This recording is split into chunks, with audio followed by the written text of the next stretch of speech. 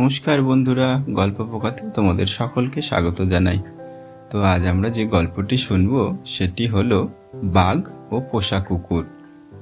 এক ক্ষুধার্ত বাঘ শিকারের আশায় বনের পথে ঘুরে বেড়াচ্ছিল। তার সঙ্গে দেখা হলো এক পোষা কুকুরের। বেশ হৃষ্টপুষ্ট চেহারা আর বাঘের রোগা হাড় করা চেহারা। বাঘ কুকুরকে বলল, ভাই, তোমাকে দেখে মনে হয় বেশ আদর যত্নেই তুমি আছো। কুকুর বলল, তার বলতে আদর যত্ন খাবার দাবার কিছুরই অভাব নেই, রোজ মাংস ভাত বাঁধা।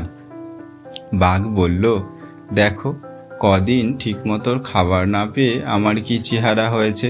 কুকুর বলল, চলো না আমার সঙ্গে, সেখানে ভালো থাকবে, ভালো খাবে। বাঘ রাজি হয়ে কুকুরের সঙ্গে চলল। পথে যেতে যেতে বাঘ বলল, ভাই, তোমাকে কি করতে হয়, এত আদর যত্ন যে পাও? কুকুর বলল, তেমন কিছু নয়, সারা রাত জেগে মনিবের বাড়ি আর মনিবকে পাহারা দিতে হয়।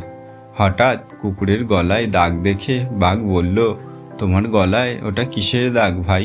কুকুর বলল, এটা শেকলের দাগ।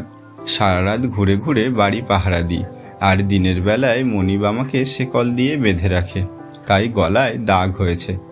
বাঘ বলল, থাক ভাই, তোমার সুখ তোমারই থাক, অনাহারে থাকি তাও ভালো, তবু স্বাধীনতা হারিয়ে পরাধীন থাকতে পারবো না।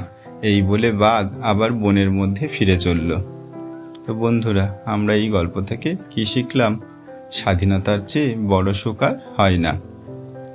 তো আজকের আমাদের গল্প তোমাদের কেমন লাগলো তা তোমরা কমেন্ট করে অবশ্যই জানিও, এবং সাবস্ক্রাইব করে আমাদের পাশে থেকো।